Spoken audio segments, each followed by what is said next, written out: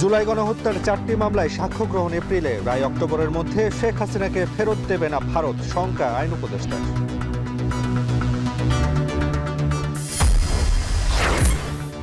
ডিসেম্বরে নির্বাচন ধরেই এগোচ্ছে ইসি, ইউএনডিপি ও 17 দেশের প্রতিনিধির সঙ্গে বৈঠক, সেরা ভোট প্রত্যাশা উন্নয়ন সহযোগীদের। রাজনীতিতে সম্মানজনক অংশীদারিত্ব চায় ছোট শক্তি, ছাড় দিয়েও ক্ষমতার সমীকরণে ব্যস্ত বড় দল। নির্বাচনে যদি বিএনপি সংখ্যাগরিষ্ঠতা লাভ করে তাহলে আমরা অন্যান্য দলগুলোকে সাথে নিয়ে একটি জাতীয় সরকার আমরা গঠন করতে চাই। এবং সাগররুনি হত্যা তদন্তে বাধাদানকারীদের নাম টাস্কফোর্সের প্রতিবেদনে জানালেন আইনজীবী। 2 মার্চ প্রতিবেদন দিতে সাংবাদিকদের আলটিমেটাম।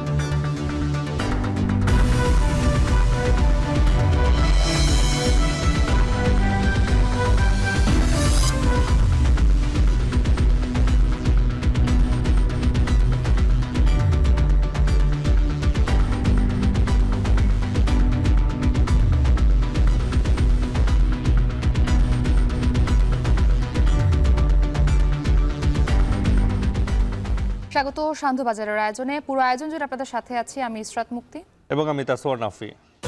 ছাত্র জনতার গণঅভ্যুত্থানে গণহত্যা ও মানবতা বিরোধী অপরাধে আন্তর্জাতিক অপরাধ আদালতে বিচারাধীন মামলাগুলোর মধ্যে 3 থেকে 4টির রায় অক্টোবরের মধ্যে পাওয়া যাবে বলে জানিয়েছেন আইন উপদেষ্টা ডক্টর আসিফ নজরুল। এসব মামলায় সাবেক প্রধানমন্ত্রী শেখ হাসিনা সহ আইনশৃঙ্খলা বাহিনীর সদস্য ও আওয়ামী লীগ নেতাকর্মীরা আসামি রয়েছেন। মঙ্গলবার সচিবালয়ে এক সংবাদ সম্মেলনে তিনি এসব কথা জানান। পুরো বিচার কাজ 1 বছরের মধ্যে শেষ করার কথা জানালেও পালিয়ে থাকা সাবেক প্রধানমন্ত্রী শেখ হাসিনাকে ভারত থেকে ফিরিয়ে আনার ব্যাপারে শঙ্কা প্রকাশ করেন তিনি। আরও জানাচ্ছেন মুন্নাফ রশিদ। ৩৬ জুলাই বা 5 আগস্ট পর্যন্ত স্বৈরাচারী আওয়ামী সরকার যে গণহত্যা চালিয়েছিল তার বিচারের জন্য সংস্কার করা হয় আন্তর্জাতিক অপরাধ ট্রাইব্যুনাল। এরপর গেল 17 অক্টোবর শুরু হয় বিচার কাজ। এখন পর্যন্ত 18 মামলায় 122 জনকে বিচারের মুখোমুখি করল প্রসিকিউশন। তবে ট্রাইব্যুনালের তদন্তের অগ্রগতি নিয়ে বিচার প্রত্যাশীদের মধ্যে দেখা দেয় হতাশা। গেল 6 ফেব্রুয়ারি তাই শহীদ পরিবার জড়ো হন শাহবাগে। এরপর প্রধান উপদেষ্টার সাথে সাক্ষাৎ করেন তারা। আশ্বাস পান গণঅভ্যুত্থানে চলা হত্যাকাণ্ডের বিচারের। মনে করছেন ইনি দিয়েছেন, এটা হয়ে গেছে, হয়ে যায় নাই। এমন পরিস্থিতিতে গণমাধ্যমে কথা বলেন আইন উপদেষ্টা। তুলে ধরেন জুলাই হত্যাকাণ্ডের বিচারের অগ্রগতি। জানান মামলার তদন্ত এ মাসেই শেষ হবে আর অক্টোবরের মধ্যে 3 থেকে 4টি মামলার রায় দেবে ট্রাইব্যুনাল। জাতিসংঘের জুলাই হত্যাকাণ্ডের প্রতিবেদন প্রকাশ হলে বিচারের স্বচ্ছতা ও গ্রহণযোগ্যতা আরও বাড়বে বলে আশা প্রকাশ করেন তিনি। 4টি মামলার তদন্ত কাজ এ মাসে সম্পন্ন হচ্ছে। এরপর চার্জশিট গঠন করার মাধ্যমে আনুষ্ঠানিকভাবে বিচার কাজ শুরু হবে। অক্টোবরের মধ্যে আমরা 3-4টা মামলার রায় পেতে যাচ্ছি বলে আশা করি। সাবেক প্রধানমন্ত্রী শেখ হাসিনা সহ আওয়ামী লীগের শীর্ষস্থানীয় নেতৃবৃন্দ এবং শীর্ষস্থানীয় কিছু পুলিশ এবং প্রশাসনিক কর্মকর্তা এই সমস্ত মামলায় আসামি হিসাবে রয়েছে। 2-1 দিনের মধ্যে আমাদের জাতিসংঘের যে তদন্ত টিম আছে ওনাদের রিপোর্টটা পাবেন। এই রিপোর্টটা আমাদের এই তদন্ত কাজটাকে সবার কাছে গ্রহণযোগ্য এবং সবার কাছে গ্রহণযোগ্য পাশাপাশি স্বচ্ছ এবং সহজতর করার ক্ষেত্রে অনেক অবদান রাখবে। আগামী 1 বছরের মধ্যে বিচার কাজ শেষ হবে উল্লেখ করে পালিয়ে থাকা সাবেক প্রধানমন্ত্রী শেখ হাসিনাকে ভারত থেকে ফিরিয়ে আনার ব্যাপারে শঙ্কা প্রকাশ করেন তিনি। যারা পলাতক আছেন, পলাতকের বিচারের বিধান রয়েছে। এখন আমরা তো আনার সর্বাত্মক চেষ্টা করছি। এখন ভারতের যে মনোভঙ্গি, এটা দেখে মনে হচ্ছে তারা এটা নানান অজুহাতে তারা এটাকে নাকচ করার চেষ্টা করবে এবং বরং তারা শেখ হাসিনাকে আশ্রয় দিয়ে তাকে অবাধে বাংলাদেশ সম্পর্কে উৎসাহমূলক, উস্কানিমূলক, বিভ্রান্তিকর কথাবার্তা বলতে দিয়ে তারা বরং বাংলাদেশে অস্থিতিশীলতা তৈরির যে প্রচেষ্টা করছে, তাতে আমাদের কাছে মনে হয় না এই আইনটা গুড ফেইথে বা সরল বিশ্বাসে এই আইনটা প্রতিপালন করার ইচ্ছা তাদের রয়েছে। এদিকে সোমবার রাতে দ্বিতীয়বারের মতো সংশোধন করা ট্রাইব্যুনাল আইনে তদন্তকালে নথিপত্র জব্দ, আসামিদের বিদেশ যাত্রা নিষেধাজ্ঞা এবং সম্পত্তি জব্দের ক্ষমতা দেয়া হয় ট্রাইব্যুনালকে। মুন্নাফ রশিদ, এখন, ঢাকা। মুক্তি। ডিসেম্বরে জাতীয় নির্বাচন ধরে কাজ করছে ইসি। দুপুরে নির্বাচন কমিশন ভবনে ইউএনডিপি ও 17টি উন্নয়ন সহযোগী দেশের প্রতিনিধিদের সাথে বৈঠক শেষে কথা জানিয়েছেন ইসি মোহাম্মদ সানাউল্লাহ। এ সময় তিনি আরো বলেন যে জাতীয় সরকার যে নির্বাচন সেটি আসলে মূল লক্ষ্য, তবে সরকার চাইলে আগে সীমিত সংখ্যক স্থানীয় নির্বাচন হতে পারে। এদিকে বাংলাদেশের ইতিহাসে এবার সেরা ভোট হবে এমনটাই প্রত্যাশা করেছেন ইউএনডিপির প্রতিনিধি। বিশেষ সহকর্মী মিয়া আমিরুলের প্রতিবেদন রয়েছে, আমরা দেখে আসবো। অন্তর্বর্তী সরকার দায়িত্ব নেওয়ার পর থেকেই সবচেয়ে বেশি আলোচনায় জাতীয় সংসদ নির্বাচন ইস্যু। বিভিন্ন মহল থেকে বড় পরিসরে সংস্কারের কথা বললেও দ্রুত সময় নির্বাচন চায় বেশিরভাগ রাজনৈতিক দল। এমন প্রেক্ষাপটে রাজধানীর আগারগাঁওয়ে ইসি ভবনে বৈঠকে ইউএনডিপি এবং 17টি উন্নয়ন সহযোগী দেশের রাষ্ট্রদূত। সভা শেষে ইউএনডিপির প্রতিনিধি স্টিফেন লিলিয়ান জানান, বাংলাদেশের ইতিহাসে এবার সেরা ভোট প্রত্যাশা করছেন তারা। We are supporting the election commission to conduct free, fair elections, the best elections hopefully in the history of Bangladesh. That is the aspiration, but in terms of timelines and so on, that's a decision by the interim government and the elections commission. We have nothing to do with that. We provide technical assistance on specific areas. পরে EC Sanaullah বলেন, ডিসেম্বরে নির্বাচন ধরেই কাজ করছে নির্বাচন commission. মাননীয় প্রধান উপদেষ্টা তার 16 ডিসেম্বরের বক্তব্যে বলেছিলেন যে যদি অল্প পরিমাণে সংস্কার সহ নির্বাচন করতে হয়, সেখানেই যদি রাজনৈতিক মতৈক্য গিয়ে দাঁড়ায়, তাহলে পরে এই বছরের শেষ নাগাদ ডিসেম্বরের 2025-এ, আর যদি আরেকটু সংস্কার করার সুযোগ দেওয়া হয়, তাহলে 2026 সালের জুন নাগাদ ইলেকশন করা সম্ভব। এক প্রশ্নের জবাবে তিনি জানান, কমিশনের মূল লক্ষ্য জাতীয় নির্বাচন, তবে সরকার চাইলে এর আগে কয়েকটি জায়গায় স্থানীয় নির্বাচন হতে পারে। আমাদের বাস্তবতায় দুটো নির্বাচন একসাথে করা সম্ভব নয়, এবং অতীতের অভিজ্ঞতায় দেখা গেছে সকল স্থানীয় সরকার নির্বাচন ফেজে করতে গেলে পারে প্রায় 1 বছর সময় লেগে যায়। তো এমত অবস্থায় যদি স্থানীয় সরকার নির্বাচন পুরোপুরিভাবে এভাবে করতে হয়, তাহলে জাতীয় নির্বাচনের টাইমটা পিছিয়ে যাবে। অথচ জাতীয় নির্বাচন আমাদের একটা প্রায়োরিটি এরিয়া। ইলেকশন কমিশন জাতীয় নির্বাচন নিয়েই চিন্তিত এই মুহূর্তে, এবং জাতীয় নির্বাচন নিয়েই প্রস্তুতি নিচ্ছে। তবে স্থানীয় সরকার নির্বাচন যদি সরকার সিদ্ধান্ত নেন কোনো অংশ বা কোনোভাবে অনুষ্ঠান করার, সেটা সরকারি সিদ্ধান্ত, সেটা তখন ওইভাবে বাস্তবায়ন করতে হবে। স্থানীয় নির্বাচন হলেও জাতীয় নির্বাচনে কোনো প্রভাব পড়বে না বলেও জানান তিনি। মিয়া আমিরুল, এখন, ঢাকা।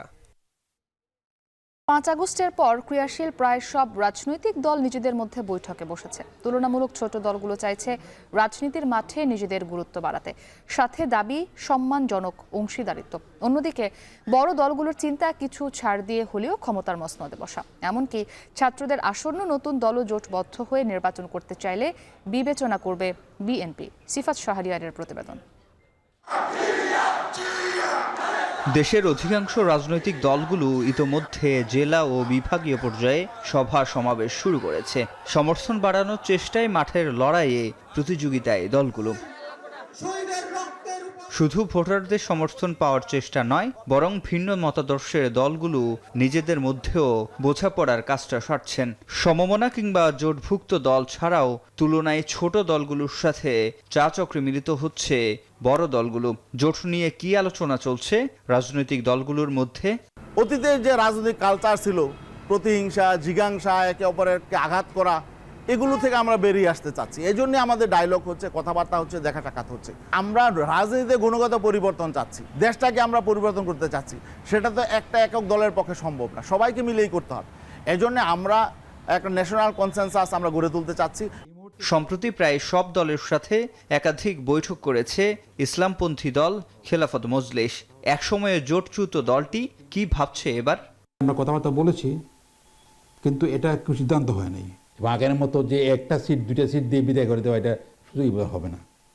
তাদেরকে কিন্তু একটা ভালো নাম্বারের সিট ছাড়তে হবে এই ইসলামী দলগুলোর জন্য।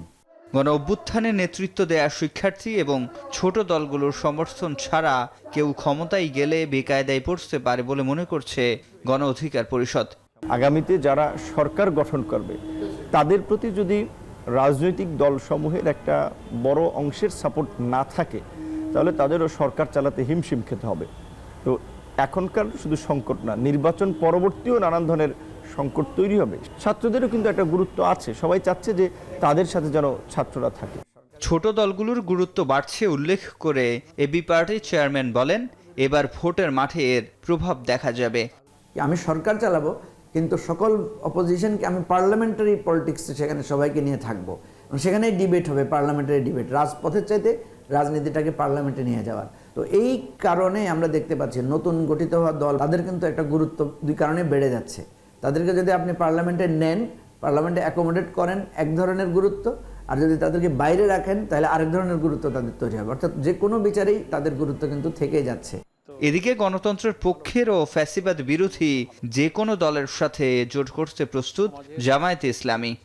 একটা ঐক্য, একটা সমঝোতা, একটা জোটবদ্ধ নির্বাচনের আকাঙ্ক্ষা, আগ্রহ, আকুতি যেন বেড়েছে। এমন একটা জোটের পরিবেশ হয়ে গেলে দেখা গেল যে এমন অনেক দলের সাথে আমরাও অ্যালায়েন্সে চলে গেছি। নট আনলাইকলি হইতে পারে, হ্যাঁ, গণতন্ত্র আর ফ্যাসিবাদ বিরোধিতা হলেই হলো। দেশের স্বাধীনতার প্রশ্নে, আধিপত্যবাদ বিরোধিতার প্রশ্নে আমাদের চিন্তার ঐক্য হলে আমরা সব একসাথে থাকবো, অসুবিধা নেই। নির্বাচন পরবর্তী জাতীয় সরকার গঠনে সব দলকে গুরুত্ব দেওয়ার কথা জানান বিএনপির স্থায়ী কমিটির সদস্য হাফিজ উদ্দিন আহমদ। বলেন, শিক্ষার্থীরা জোটবদ্ধ হয়ে নির্বাচন করতে চাইলে বিবেচনা করবে বিএনপি। বিএনপির সাথে জোটবদ্ধ হয়ে নির্বাচনে অংশগ্রহণ করতে চায়, সেটি নিশ্চয়ই আমাদের দল বিবেচনা করবে। সকলের প্রতি আমাদের সমান সুদৃষ্টি থাকবে বলে আমরা আশা করি এবং আমরা সবাইকে রাজনীতির মাঠে ওয়েলকাম করি। নির্বাচনে যদি বিএনপি সংখ্যাগরিষ্ঠতা লাভ করে তাহলে আমরা অন্যান্য দলগুলোকে সাথে নিয়ে একটি জাতীয় সরকার আমরা গঠন করতে চাই। সেই জন্য বিএনপি লিয়াজো কমিটি গঠন করেছে এবং অনেকগুলো রাজনৈতিক দলের সাথে আলাপ আলোচনা করছে।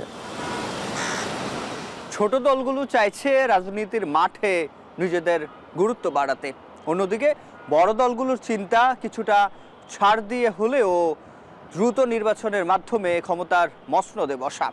যদিও ছোট দলগুলো রাজনীতির মাঠে গুরুত্বপূর্ণ হলেও তাদের এবারের নির্বাচনে অংশীদারিত্ব নির্ভর করে অনেকটা সরকারের নির্বাচন ব্যবস্থা সংস্কারের উপর। সিফাত শাহরিয়ার, এখন ঢাকা। কমলাপুর স্টেডিয়াম মাদক সেবীর আখড়া। স্কুল শিক্ষার্থী সহ সব বয়সী আনাগোনা, দোষ চাপিয়ে চেয়ার রাখতে মরিয়া দায়িত্বপ্রাপ্তরা।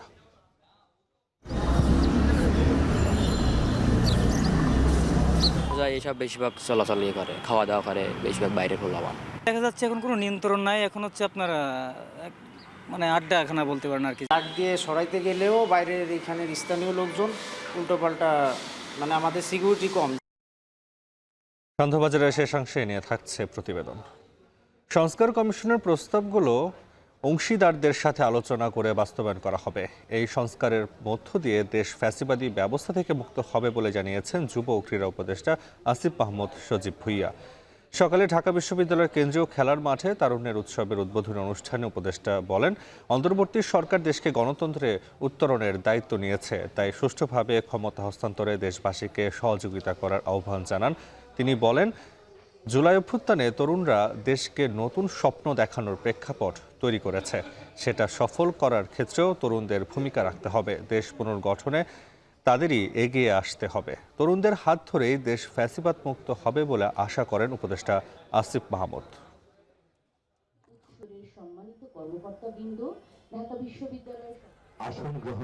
সংস্কার কমিশনগুলো তাদের প্রস্তাবনা পেশ করেছে, স্টেক হোল্ডার কনসালটেশনের মাধ্যমে সেই প্রস্তাবনাগুলো বাস্তবায়নের মাধ্যমে রাষ্ট্র কাঠামোর যেই অঙ্গগুলো বিগত ফ্যাসিবাদী সরকারের আমলে ধ্বংসপ্রাপ্ত হয়েছে সেগুলোকে পুনর্গঠন করা হবে এবং এর মাধ্যমে আমরা বিশ্বাস করি বাংলাদেশ এই ফ্যাসিবাদী ব্যবস্থার থেকে মুক্তি পাওয়ার পথে অগ্রসর হবে। দুর্নীতির ধারণা সূচকে 2 ধাপ পিছিয়ে বাংলাদেশের অবস্থান এখন বিশ্বে 151তম, আর সর্বনিম্ন স্কোর পাওয়া দেশগুলোর মধ্যে বাংলাদেশের অবস্থান 14তম।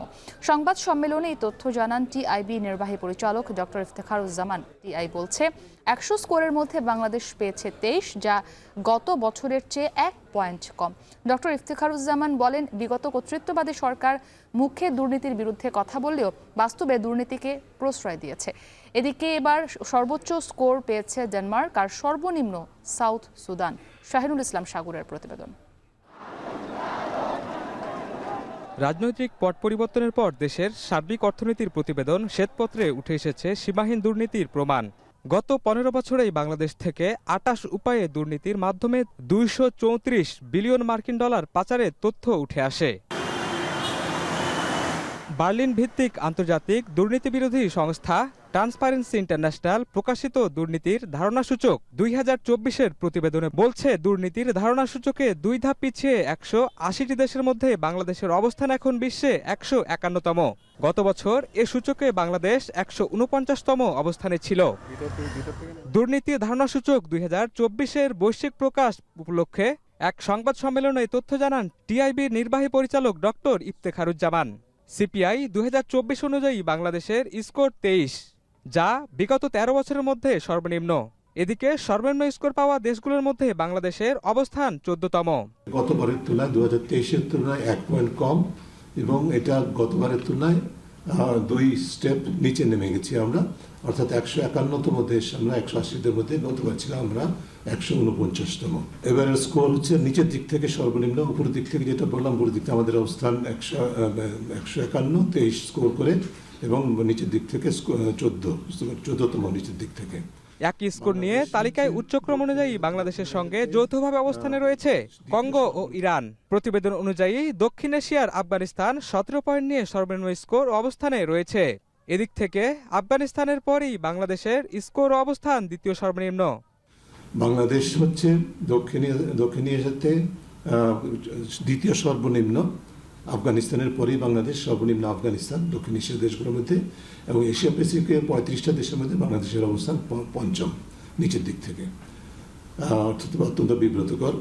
সিপিআই 2024 অনুযায়ী 100-র মধ্যে বৈশ্বিক গড় স্কোর 43, সেখানে বৈশ্বিক গড় স্কোরের প্রায় অর্ধেক বাংলাদেশের স্কোর। টিআইবির বিশ্লেষণ অনুযায়ী দেশের দুর্নীতির ব্যাপকতা গভীর উদ্বেগজনক। আমাদের পারফরমেন্স ইজ এক্সট্রিমলি ডিসঅ্যাপয়েন্টিং, অত্যন্ত হতাশাব্যঞ্জক। বাংলাদেশ হচ্ছে যেমন 122টি কান্ট্রির মধ্যে, যাদের অর্থাৎ 2/3 মোট অন্তর্ভুক্ত দেশের মধ্যে 2/3 2/3 মধ্যে একটি, যাদের স্কোর 50-এর নিচে, এবং এই শ্রেণীর দেশগুলোকে বলা হয় উদ্বেগজনক দুর্নীতির সমস্যা রয়েছে। টিআইবি বলছে, স্বৈরতন্ত্রের চরম চর্যবৃত্তির কারণে বাংলাদেশের এই অবস্থান। এ পথ উত্তরণে টিআইবির পরামর্শ, দুর্নীতি দূর করতে সংস্কার কমিশনের সুপারিশ কার্যকর করা, পাশাপাশি দুর্নীতির সঙ্গে জড়িতরা যত ক্ষমতাবানই হোক না কেন বিচারের আওতায় আনতে হবে। অর্থাৎ আমরা দুর্নীতির নিয়ন্ত্রণ হারাচ্ছি। শাহিনুল ইসলাম সাগর, এখন, ঢাকা। সংস্কারের বিষয়ে ঐক্যমতে পৌঁছানোর পরে রাজনৈতিক দলগুলো জুলাই সনদে স্বাক্ষর করবে বলে জানিয়েছেন প্রধান উপদেষ্টা ডক্টর মোহাম্মদ ইউনূস। মার্কিন চার্জ দ্য অ্যাফেয়ার্সের সঙ্গে বৈঠকে তিনি বলেন, প্রতিশোধ পরায়ণ না হয়ে মানবাধিকার সমুন্নত রাখতে আইনশৃঙ্খলা বাহিনীকে নির্দেশ দেওয়া হয়েছে। এদিকে আলাদা বৈঠকে গণতন্ত্রের উত্তরণ এবং সরকারের সংস্কার প্রক্রিয়ায় সমর্থন পুনর্ব্যক্ত করেছেন বিশ্বব্যাংকের ভাইস প্রেসিডেন্ট মার্টিন রাইজার ও আইরিশ রাষ্ট্রদূত কেভিন কেলি। বিস্তারিত প্রতিবেদনে। মঙ্গলবার প্রধান উপদেষ্টার বাসভবন যমুনায় ডক্টর ইউনূসের সাথে দেখা করেন বিশ্বব্যাংকের ভাইস প্রেসিডেন্ট মার্টিন রেইজার। বৈঠকে বিশ্বব্যাংকের অর্থায়নে বাস্তবায়িত প্রকল্পে স্বচ্ছতা নিশ্চিত করা, সুশাসন ও কর ব্যবস্থা ডিজিটালাইজেশন নিয়ে আলোচনা হয়। রেইজার বলেন, বাংলাদেশের গণতন্ত্র প্রতিষ্ঠা এবং অন্তর্ভুক্তিমূলক প্রবৃদ্ধির জন্য সংস্কার অত্যন্ত গুরুত্বপূর্ণ। রাজস্ব ব্যবস্থায় স্বচ্ছতা ও শাসন ব্যবস্থায় উন্নতির জন্য কর প্রশাসন ও করনীতিকে পৃথক করার আহ্বান জানান তিনি। একই দিন প্রধান উপদেষ্টার সাথে দেখা করেন বাংলাদেশে নিযুক্ত যুক্তরাষ্ট্রের chargé d' affaires Tracey Jacobson. চলমান সংস্কার প্রক্রিয়া, রোহিঙ্গা সংকট, অভিবাসন, আইন শৃঙ্খলা পরিস্থিতি নিয়ে আলোচনা হয় বৈঠকে। এছাড়া বিশ্বব্যাপী ইউএসএআইডির কার্যক্রম স্থগিত করার মার্কিন সিদ্ধান্তের পরিণতি নিয়েও বৈঠকে আলোচনা হয়। 5 আগস্ট পরবর্তী ঐক্য প্রতিষ্ঠা এবং সম্প্রীতি রক্ষার বিষয়ে মার্কিন চার্জ দ্য অ্যাফেয়ার্সকে অবহিত করেন প্রধান উপদেষ্টা। এছাড়া রাজনৈতিক দলগুলোর সাথে সংলাপ শুরু করতে তার সাম্প্রতিক পদক্ষেপ তুলে ধরেন ডক্টর ইউনূস। প্রধান উপদেষ্টা জানান, সংস্কারের বিষয়ে ঐক্যমতে পৌঁছানোর পর রাজনৈতিক দলগুলো তা বাস্তবায়নের জন্য জুলাই সনদ সই করবে। আসন্ন নির্বাচন অবাধ, সুষ্ঠু ও অংশগ্রহণমূলক হওয়া উচিত বলে মত ব্যক্ত করেন মার্কিন চার্জ দ্য অ্যাফেয়ার্স। সম্প্রতি যৌথবাহিনী পরিচালিত অপারেশন ডেভিল হ্যান্ড সম্পর্কেও খোঁজখবর নেন তিনি। প্রধান উপদেষ্টা বলেন, অভিযানকালে যে কোনো মূল্যে মানবাধিকার সমুন্নত রাখতে আইনশৃঙ্খলা বাহিনীকে নির্দেশ দেওয়া হয়েছে। এদিকে তেজগাঁয়ে প্রধান উপদেষ্টার কার্যালয়ে ডক্টর ইউনূসের সঙ্গে সাক্ষাৎ করেন আয়ারল্যান্ডের রাষ্ট্রদূত কেভিন কেলি। অন্তর্বর্তী সরকার গণতন্ত্র পুনরুদ্ধার এবং সংস্কার কর্মসূচিতে সম্পূর্ণ সমর্থন রয়েছে বলে জানান আইরিশ রাষ্ট্রদূত। আয়ারল্যান্ড বাংলাদেশের গণতান্ত্রিক রূপান্তরে সহায়তা করতে একটি প্রতিনিধি দল পাঠানোর আগ্রহ প্রকাশ করেছে। এছাড়া ঢাকার সঙ্গে বাণিজ্য সম্পর্ক, বৃদ্ধি করতে চায় আয়ারল্যান্ড। আইরিশ ব্র্যান্ডগুলো বাংলাদেশ থেকে আরও বেশি পণ্য আমদানি করতে আগ্রহী বলেও জানান রাষ্ট্রদূত। আয়ারল্যান্ডের রাষ্ট্রদূত বলেন, তার সরকার বাংলাদেশে আশ্রয় নেওয়া 10 লাখেরও বেশি রোহিঙ্গা শরণার্থীর সহায়তা অব্যাহত রাখবে। নাফি, যে ছবিটা আমরা দেখতে পাচ্ছি, সাংবাদিক দম্পতি সাগর রনি, তাদের হত্যাকাণ্ডের আসলে 13 বছর পেরিয়ে গেছে, এখনও কিন্তু এই মামলার কোনো সুরাহা হয়নি এবং এই সাংবাদিক দম্পতি সাগর রনির হত্যাকাণ্ডে আওয়ামী সরকারের কেউ জড়িত রয়েছে। এই কারণেই এই মামলার তদন্ত তারা এগোতে দেয়নি, এমনটাই অভিযোগ করেছেন নিহত রনির ভাই নওশের রোমান। আর চাঞ্চল্যকর এই হত্যাকাণ্ডের যে বলছিলাম যে 13 বছর উপলক্ষে আজ সংবাদ সম্মেলনে বাদীপক্ষের আইনজীবী বলেছেন যে যারা আসলে এই হত্যাকাণ্ডের তদন্তে বাধা দিয়েছে তাদের নাম টাস্ক ফোর্সের প্রতিবেদনে আসবে। মুক্তি, এই আইনজীবী আরও বলেছেন, এত বছরও তদন্ত প্রতিবেদন জমা দিতে না পারাটা রাষ্ট্রীয় ব্যর্থতা এবং 2 মার্চ এই মামলা তদন্ত প্রতিবেদন জমা না দিলে সংগ্রাম পরিষদ গঠনের হুঁশিয়ারি দিয়েছেন সাংবাদিক নেতারা। এই নিয়ে প্রতিবেদনে জানাবেন মাঝার মাহবুব। 2012 সালের 11 ফেব্রুয়ারি সাংবাদিক সাগর রনিকে হত্যার সময় ছোট্ট মেঘের বয়স ছিল মাত্র 4 বছর। দেখতে দেখতে মেঘ বড় হয়ে এখন 17-তে। ছোট্ট শিশুটি এখন বাবা মা হত্যার বিচার চাইতে শিখেছে, কিন্তু সাগর রনি হত্যার বিচার তো আলোর মুখ দেখেইনি, বরং 13 বছরে তদন্ত প্রতিবেদন পিছিয়েছে 115 বার। কিন্তু অন্তর্বর্তী সরকারের উপর আস্থা রাখতে চায় মেঘ। আগে তো কিছু হইতো না, এখন তো দেখতেছি যে ওরা কাজ করতেছে, তো একটু হলেও আমরা হোপফুল। আশা করি যেহেতু অনেক কিছু বললো, মাত্র বলে গেল, তো আশা করা যাচ্ছে যে মানে পজিটিভ কিছু একটা শুনতে পারবো। তৎকালীন স্বরাষ্ট্রমন্ত্রী সাহারা খাতুন 24 ঘন্টায় দোষীদের খুঁজে বের করার আশ্বাস দিলেও 2012 থেকে 18 6 বছরে র্যাবের হাতে থাকা তদন্তের ফল ছিল শূন্য। সাগর রনি পরিবারের অভিযোগ, সরকার সংশ্লিষ্টরা জড়িত বলেই এগোয়নি তদন্ত। নানা সময় সরকারের বিভিন্ন মন্ত্রী যেসব কথাবার্তা বলেছেন, স্বয়ং তৎকালীন যে প্রধানমন্ত্রী বলেছেন যে বেডরুমে পাহারা দেওয়ার দায়িত্ব তার না, এই সবগুলো থেকেই আমরা আসলে মনে করি যে তৎকালীন সরকার বা তাদের সংশ্লিষ্ট কেউ এটার সাথে জড়িত। অন্তর্বর্তী সরকার দায়িত্ব পাওয়ার পর গত সেপ্টেম্বরে মামলার তদন্তে গঠন করা হয় উচ্চ পর্যায়ের টাস্কফোর্স। আগামী 4 এপ্রিল টাস্কফোর্সকে তদন্ত প্রতিবেদন হাইকোর্টে জমা দিতে বলা হয়েছে। এই মামলা তদন্তে কারা বাধা সৃষ্টি করেছে তা বের হয়ে আসবে বলে আশা প্রকাশ করেন আইনজীবী। এই ইনভেস্টিগেশন প্রসেসকে সঠিকভাবে আইনি পদ্ধতিতে চলতে দেওয়া হয়নি, ফলে দক্ষ জনশক্তি এবং ইচ্ছার অভাবের কারণে সময় মতো তার তদন্ত সম্পন্ন করা যায়নি। 13 বছর পরে আজকে এসে প্রশ্ন দাঁড়িয়েছে, এই চ্যালেঞ্জিং জব, কারণ 13 বছরে অনেক সাক্ষ্য প্রমাণেই ডিসঅ্যাপিয়ার হয়ে গেছে। সহকর্মী হত্যার বিচার চেয়ে 13 বছর ধরে আওয়াজ তুলছেন সাংবাদিকরা। মঙ্গলবারও একই দাবিতে ডিআরইউতে প্রতিবাদ কর্মসূচি পালন করেন সাংবাদিকরা। 2025 সালের মধ্যেই সাগর রনি হত্যার তদন্ত কার্যক্রম শেষ করার দাবি তাদের। বিভিন্ন রাজনৈতিক হামলা, রাজনৈতিক হত্যাকাণ্ডের বিচার হয়, কিন্তু আমরা সাংবাদিকদের হত্যাকাণ্ডের বিচার কেন হয় না? এই স্বৈর শাসকের আমলে আদালতকে কিভাবে তারা কুক্ষিগত করে রেখেছিল, সাগর রনি হত্যাকাণ্ডের তদন্ত তার একটি প্রমাণ। যে চার্জশিটে তারিখ রয়েছে, সেই তারিখে তার অবশ্যই একটি সুন্দর একটি চার্জশিট দেবেন বলে আমরা আশা করি। এই বিগত সরকারের আমলে 66 জন সাংবাদিককে হত্যা করা হয়েছে, একটি সাংবাদিক হত্যার বিচারও আমরা পাইনি। আমরা ইনশাআল্লাহ সংগ্রাম কমিটি গঠন করে রাস্তায় নামব এবং জোরালোভাবে আমরা আন্দোলনে ঝাঁপিয়ে পড়ব ইনশাআল্লাহ। সংশ্লিষ্টরা মনে করছেন বিগত 13 বছরে সাগর রনি হত্যাকাণ্ডে তদন্ত প্রতিবেদন জমা দিতে না পারার রাষ্ট্রীয় ব্যর্থতা। মামলার তদন্ত আইনিভাবে চলতে দেওয়া হয়নি, তবে অন্তর্বর্তী সরকার তদন্ত শেষ করে বিচার নিশ্চিত করবেন এমন প্রত্যাশা সবার। নতুন বাংলাদেশের সম্ভাবনা দেখেছে। মাঝার মাহবুব, এখন ঢাকা। এনটিআরসি নিবন্ধিত নিয়োগ প্রত্যাশী এবং প্রাথমিক বিদ্যালয়ের সহকারী শিক্ষক পদে ঢাকা ও চট্টগ্রাম বিভাগের চূড়ান্ত পরীক্ষায় উত্তীর্ণ হওয়ার পরও হাইকোর্টের রায় নিয়োগ বাতিল হয়ে যাওয়ার প্রতিবাদে রাজধানীর শাহবাগে অবস্থান কর্মসূচি পালন করছেন সুপারিশপ্রাপ্ত শিক্ষকরা। মঙ্গলবার সকাল থেকেই জাতীয় জাদুঘরের সামনে আন্দোলনকারীরা জড়ো হতে থাকেন। প্রাথমিক সহকারী শিক্ষক 2023 ব্যানারে আন্দোলনকারীদের 1 দফা দাবিতে বিভিন্ন স্লোগান দিতে দেখা যায়। প্রাথমিক শিক্ষকের 3য় দফা নিয়োগে হাইকোর্টের রায় প্রহসনমূলক উল্লেখ করে বলেন, দাবি আদায় না হওয়া পর্যন্ত তারা বাড়ি ফিরবে না। এদিকে এনটিআরসিএ নিবন্ধিত নিয়োগ প্রত্যাশীরাও শাহবাগে অবস্থান কর্মসূচি পালন করেন। দুপুর 12:15টার দিকে আলোচনার জন্য 7 সদস্যের প্রতিনিধি দল সচিবালয়ে যান। আন্দোলনকারীরা বলছেন, এনটিআরসিএ এখন পর্যন্ত 17টি নিয়োগ পরীক্ষা নিলেও মাত্র 5টিতে গণবিজ্ঞপ্তির মাধ্যমে নিয়োগ দিয়েছে। এতে প্রায় 12 থেকে 13 হাজার যোগ্য শিক্ষক বৈষম্যের শিকার হয়েছেন। বঞ্চিতরা বলেন, দাবি আদায় না হলে কঠোর কর্মসূচি ঘোষণা দেওয়া হবে। বর্তমান সরকার আমাদেরকে নিয়োগ করেছেন এবং আমাদেরকে নিয়োগপত্রও দিয়েছেন, তাহলে সেই সরকার কেন আমাদেরকে যোগদান করছে না? আমাদের 6531 জনে নিয়োগ পুনরায় বল চাই এবং আমরা আজকে আমাদের যোগদান চাই। আমাদের নাম, রুল, রেজিস্ট্রেশন নাম্বার ইউজ করে বিগত সরকার ক্ষমতায় থাকতে এই চাকরি অন্যরা করতেছে। আমরা আশাবাদী ডক্টর ইউনূস সাহেব এবং শিক্ষা উপদেষ্টা আমাদের জন্য সুপারিশ করবেন। কর্মসূচি থাকবে এবং পরবর্তীতে আরো কঠোর থেকে কঠোর কর্মসূচি আমরা যাব। কক্সবাজারের টেকনাফের নাফ নদীর মোহনা থেকে ট্রলারসহ বাংলাদেশি 4 জেলেকে মিয়ানমারের আরাকান আর্মি ধরে নিয়ে গেছে বলে অভিযোগ উঠেছে। বেলা 11:30টার দিকে অস্ত্রের মুখে জিম্মি করে তাদের ধরে নিয়ে যাওয়া হয়। কোস্টগার্ডের শাহপুরীর দ্বীপ স্টেশনের কমান্ডার লেফটেন্যান্ট এইচ.এম. সারতাজ বিন সোহরাব জানান, সকালে নাফ নদীতে মাছ ধরতে যান বোট মালিক হাসান সহ স্থানীয় 4 জেলে। এক পর্যায়ে স্পিডবোটে করে এসে তাদের ঘিরে ফেলে আরাকান আর্মির বেশ কয়েকজন সশস্ত্র সদস্য। পরে অস্ত্রের মুখে তাদের জিম্মি করে নিয়ে যায়। বিষয়টি জানার পর তাদের উদ্ধারে চেষ্টা করছে কোস্টগার্ড।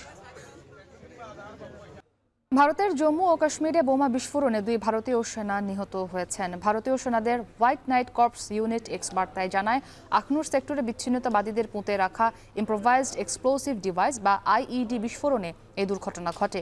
ওই বার্তায় আরও বলা হয়, নিহত সেনারা লাইন অফ কন্ট্রোলের আশপাশে টহল দিচ্ছিলেন। এ সময় একটি আইইডি তাদের নজরে আসে। সেটি নিষ্ক্রিয় করার সময় ওই 2 সেনা সদস্যের প্রাণহানি হয়ে থাকতে পারে বলে প্রতিবেদনে উল্লেখ করেছে এনডিটিভি। ঘটনার সাথে জড়িতদের খুঁজে বের করতে আখনুর সেক্টরে অভিযান শুরু করেছে ভারতীয় সেনাবাহিনী।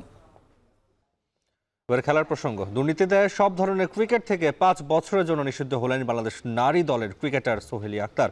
মঙ্গলবার সন্ধ্যায় বিজ্ঞপ্তির মাধ্যমে বিষয়টি নিশ্চিত করেছে আইসিসি। এসকে শাওনের প্রতিবেদন। প্রায় 10 বছরের আন্তর্জাতিক ক্যারিয়ারে তেমন আলোচনায় ছিলেন না। পারফরমেন্স আশাব্যঞ্জক না হওয়ায় বেশি ম্যাচও খেলা হয়নি। ওয়ানডে আর টি20 মিলিয়ে খেলেছেন মাত্র 15টি ম্যাচ। সবশেষ লাল সবুজ জার্সিতে খেলেছেন 2022 সালে। 3 বছর পর হঠাৎ আলোচনায় সোহেলি আক্তার, কারণ দুর্নীতির দায়ে 5 বছরের জন্য সব ধরনের ক্রিকেট থেকে নিষিদ্ধ হয়েছেন এই ক্রিকেটার। মঙ্গলবার সন্ধ্যায় বিষয়টি নিশ্চিত করেছে বিশ্ব ক্রিকেটের নিয়ন্ত্রক সংস্থা আইসিসি। সংস্থাটির দুর্নীতি দমন কোডের 5টি বিধান লঙ্ঘন করেছেন সোহেলি। তার বিরুদ্ধে অভিযোগগুলো 2023 সালে নারী টি20 বিশ্বকাপের সময়কার। তখন তিনি দলে না থাকলেও এক ক্রিকেটারকে ফিক্সিংয়ের প্রস্তাব দেন। বড় অঙ্কের অর্থের প্রলোভন দেখালেও সেই ক্রিকেটার অবশ্য রাজি না হয়ে আইসিসির দুর্নীতি দমন ইউনিটকে বিষয়টি জানান। তারপরই অনুসন্ধান শুরু করে সংস্থাটি। দীর্ঘদিন অনুসন্ধান করে অভিযোগের সত্যতা পায় আইসিসি। এরপরই তাকে নিষিদ্ধ করার সিদ্ধান্ত আসে। তার নিষেধাজ্ঞার মেয়াদ শুরু হয়েছে চলতি বছর 10 ফেব্রুয়ারি থেকে। এসকে শাওন, এখন। অব্যবস্থাপনা আর খামখেয়ালিপনায় কমলাপুর স্টেডিয়াম এখন মাদকাসক্তদের আখাড়া। মেইন গেটে নিরাপত্তা কর্মী থাকার কথা থাকলেও গেট খোলা থাকে বেশিরভাগ সময়। অবাধে চলাচল বাইরের মানুষের। বর্তমানে স্টেডিয়ামটির মেয়াদ পার হওয়া টার্ফ পরিবর্তনের কাজ চললেও নিরাপত্তা কর্মীর অভাবে এমন দুরবস্থা মাঝটি জানিয়েছেন প্রশাসক। শরীফ রোশনের প্রতিবেদন, ছবি তুলেছেন রাজীব শেখ। দেখে মনে হতেই পারে এটা কোনো যুদ্ধক্ষেত্র, তবে না, এটা কমলাপুরের বীরশ্রেষ্ঠ সিপাহী মোস্তফা কামাল স্টেডিয়াম। দীর্ঘদিনের মেয়াদ উত্তীর্ণ টার্ফ সরিয়ে নতুন করে টার্ফ বসানোর কাজ শুরু হয়েছে গেল মাসেই। তবে এবার আর বাফুফে নয়, পুরো কাজের দায়িত্বে আছে বিশ্ব ফুটবলের নিয়ন্ত্রক সংস্থা ফিফা। যে মাঠ কয়েক মাস আগেও ফুটবলারদের পদচারণায় মুখরিত থাকত, সেটা এখন পরিণত হয়েছে মাদক সেবীদের আখড়ায়। আপনারা দেখলাম যে একদম ছিল, চিনি না আমরা, আমাদের ডাক দিছিল। গাঁজা ঠাজা এইসব বেশিরভাগ চলাচল করে, খাওয়া দাওয়া করে, বেশিরভাগ বাইরে পোলাপান। এখন কোনো নিয়ন্ত্রণ নাই। এখন হচ্ছে আপনার মানে আড্ডাখানা বলতে পারেন আর কি, যে এমনি লোকজন আসা যাওয়া করে। ক্যামেরা দেখে কমলাপুরের স্টেডিয়ামের ভেতরে থাকা কয়েকজন তড়ি ঘড়ি করে বেরিয়ে যায়। দেয়াল টপকে বা অন্য কোনোভাবে নয়, মূল ফটক দিয়েই বের হন তারা। প্রশ্ন, মাঠের ভিতরে ঢুকলো কিভাবে? এর উত্তর খুঁজতে গিয়ে স্টেডিয়ামের নিরাপত্তা কর্মীকে খুঁজে পাওয়া যায়নি। তবে একজন ইলেকট্রিশিয়ান ক্যামেরা দেখে বেকায়দায় পড়লে মুখ খুলেন তিনি। বাইরে গেছে, অবশ্যই ভিতরে থাকতে পারে। ডাক দিয়ে সরাইতে গেলেও বাইরের এখানের স্থানীয় লোকজন উল্টোপাল্টা, মানে আমাদের সিকিউরিটি কম। পরবর্তীতে দায়িত্বে থাকা স্টেডিয়ামের প্রশাসককে তার রুমে গিয়ে পাওয়া যায়নি। ফোন করলে নিরাপত্তা কর্মীর অভাব সহ আরও নানা অজুহাত দিলেন এই কর্মকর্তা। মাঠের ভিতরে তো এটা হওয়ার কথা না, তবে ডেভেলপমেন্ট কাজের কারণে হয়তো ওরা ওই কাজের দোহাইতে যেতে পারে, বাট সিকিউরিটির যে ব্যাপার, আমাদের জনবল কম, বুঝছেন। আমরা মাত্র 4 জন আমাদের নিরাপত্তা প্রহরী আছে, তার সাইডে থাকে এবং মেন গেটে থাকে সবটাই। দীর্ঘদিনের স্টেডিয়ামের এমন হালে একে অপরের উপরেই দোষ চাপিয়ে নিজেদের চেয়ার ধরে রাখতেই যখন মরিয়া দায়িত্বপ্রাপ্তরা, তখন স্বাভাবিকভাবেই ক্রীড়াপ্রেমীদের মনে প্রশ্ন ওঠে, তাদের হাতে স্টেডিয়াম রক্ষা কতটুকু সম্ভব। শরীফ রওশন, এখন, ঢাকা। শেষ করব শান্তবাজার। তার আগে শিরোনামগুলো আরো একবার। জুলাই গণহত্যার 4টি মামলায় সাক্ষ্য গ্রহণ এপ্রিলে, রায় অক্টোবরের মধ্যে। শেখ হাসিনাকে ফেরত দেবে না ভারত, শঙ্কা আইন উপদেষ্টা।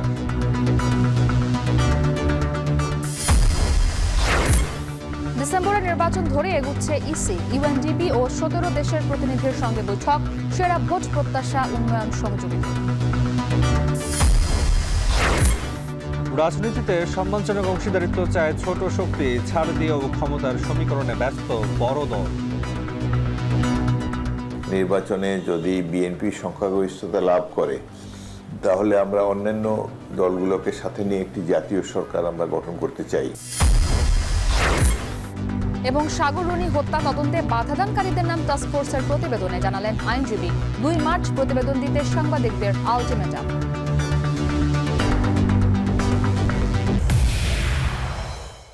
এই ছিল শান্তবাজারের আয়োজনে। এখন টেলিভিশন ওয়েবসাইটে দেখতে ভিজিট করুন এখন.tv। এছাড়া ফেসবুক দেখতে ভিজিট করুন facebook.com/tv.এখন এবং ইউটিউবে দেখতে ভিজিট করুন youtube.com/echontv।